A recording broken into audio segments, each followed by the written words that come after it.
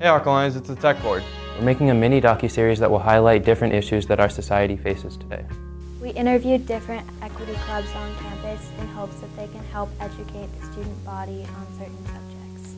These will cover topics that some may deem as controversial surrounding race, sexuality, religion, mental disabilities, and gender equality. This series is only for educational purposes and it is not meant to force any beliefs on you. The students interviewed are speaking on personal experiences, which may be different from your own. Remember, they are one voice that is a part of a larger community. We hope that this series can start a much-needed dialogue amongst our community. We hope you enjoy and stay safe out there.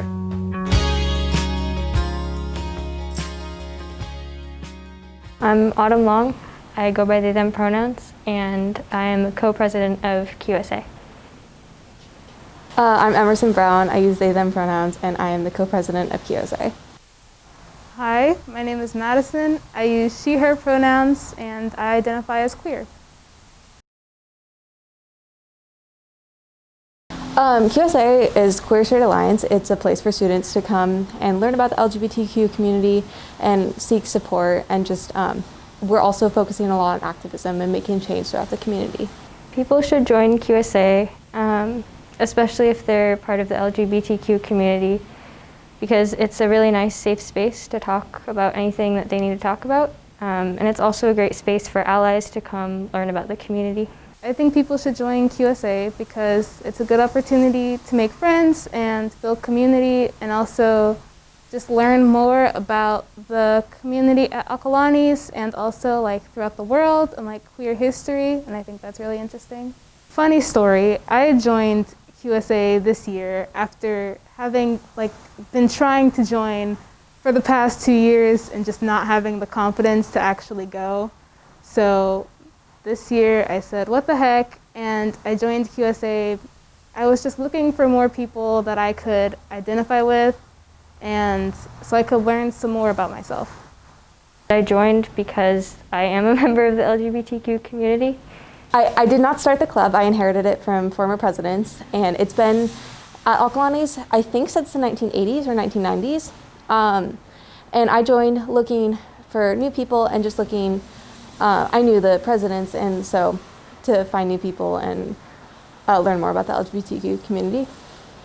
I wanted to join QSA because I met a girl named Helen at Breaking Down the Walls, and it was a really cool experience, and she was super nice, and she made me feel really comfortable in my own skin, and so when she brought up QSA, I thought, I really want to be a part of that. I would say it's been pretty impactful. Since distance learning, we've been really focusing on the activism aspect rather than the meetings aspect. So we've advocated for pronouns in both Canvas and Zoom. We're working with other district clubs to reach other goals like altering the sex ed curriculum. We're continuing our peer ed workshops and trying to move that into the middle schools as well. So middle schoolers' first experience with the community is positive and shown in an unbiased manner. I would say the club's been pretty impactful. We've gotten the district to allow putting pronouns in Canvas and also Zoom.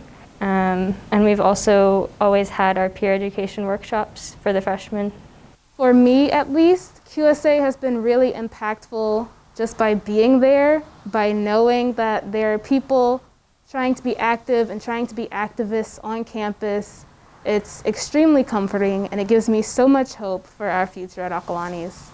I think in the Acalanes community, it represents a voice for the queer students and queer and trans students, and just allows them to be heard in a community that often silences them. I've noticed a lot more people are putting their pronouns in, and generally people are a lot more accepting. I think the club is bringing awareness to the school. As I mentioned before, for me, the club has just been a sort of beacon, and I'm really glad that it's there for our school, and it's been around for so long, and I think that's a really great thing. We also have made strides in activism for the queer community. Just recently, we're starting to put pronouns in Canvas and in Zoom, and I don't know, it's not something a lot of people consider, but it does really help. And so by QSA taking the step, it feels like we're really making an impact and making a change, and not only bringing awareness, but also doing something about it. I think when people think about QSA, there's a lot of focus on sexuality, and I think it could be represented that there's more ways to be queer, like romanticism and gender identity and gender expression. So I feel like that could be better represented. I think it's just really important that people put their pronouns like in Zoom, in Canvas, in emails, in Instagram, wherever. Just it gives more like recognition and less alienating to trans people, and makes overall just the community more accepting. I would say no, neither my sexuality nor my gender have really affected my education at Acalanes.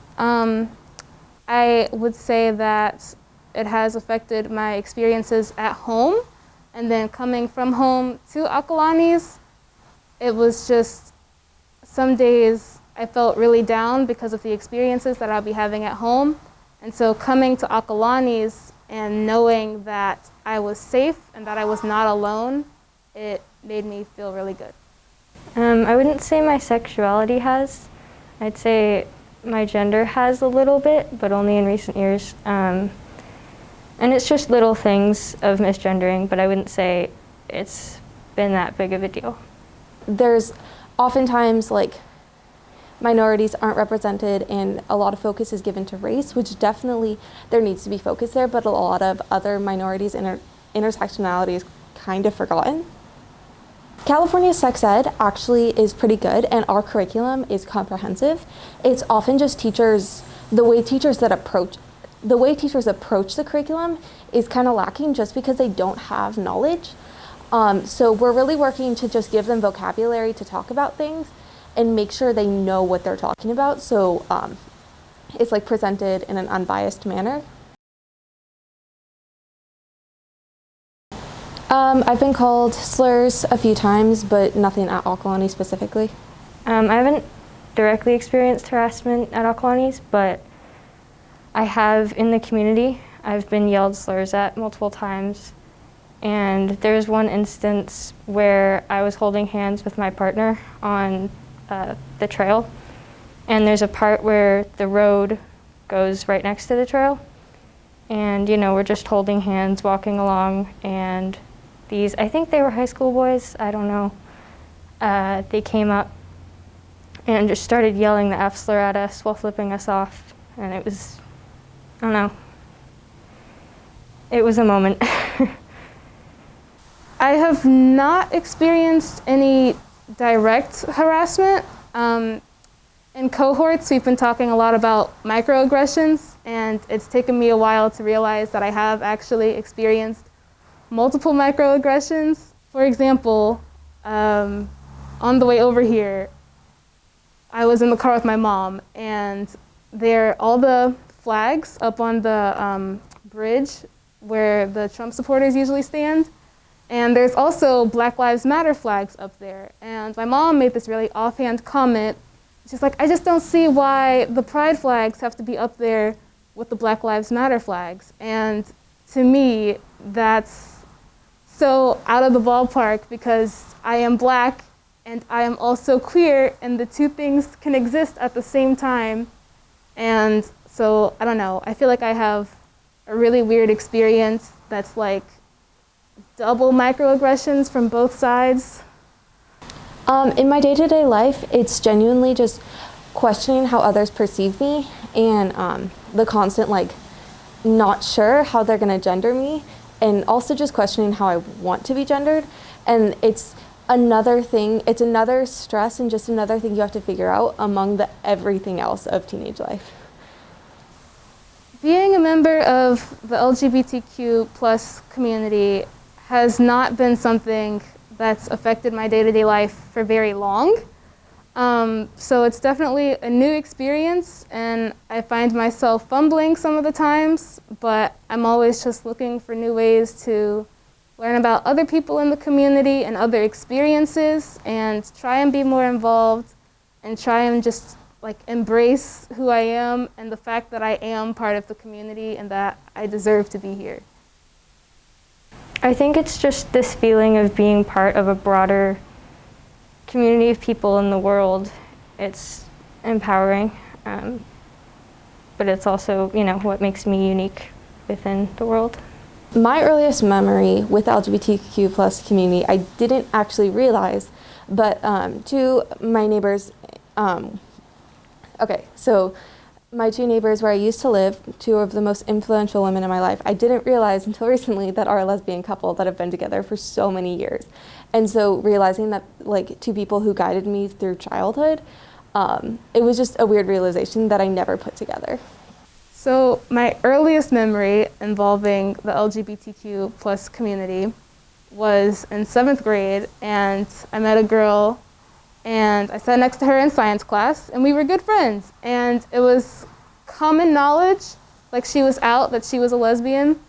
And growing up the way that I did, that was weird information for me to process. But I think by becoming her friend, that really sort of started me on my path to understanding the LGBTQ community and growing in my own identity.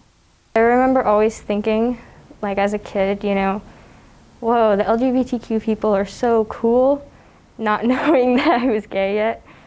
Yeah, I don't know. I just always looked up to those people for being who they were.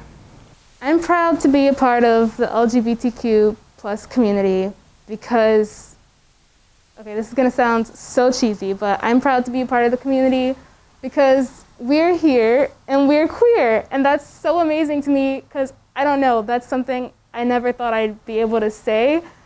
And so being able to exist and make a change for other people is such a big deal to me, and I'm so proud to be a part of that. I'm proud to be a part of the community because it's a community that encompasses so many people. It doesn't matter their age or their race or anything about the rest of their identity. We're all united through our genders and sexualities that deviate from the norm. I think the easiest thing for students and teachers to do to be better allies is to put their pronouns everywhere. It's really helpful to make transgender students not feel alienated. Be inclusive and try and be a good person. It's okay to make mistakes, but overall just trying is the thing. Come to the club, maybe learn something new, get involved, make a change. Come join QSA. It's a fun time. I'd like to say to adults that you're not always right. And that sounds weird and it's scary to be wrong, and I know that, but all your opinions aren't right and you can't push them on other people because times change, but times also stay the same, and people can't just be blind to the LGBT plus community who have been here for so long. You have to be willing to see what's in front of you, and if you're not going to go far in life. Well, thanks. Thanks. Thank you.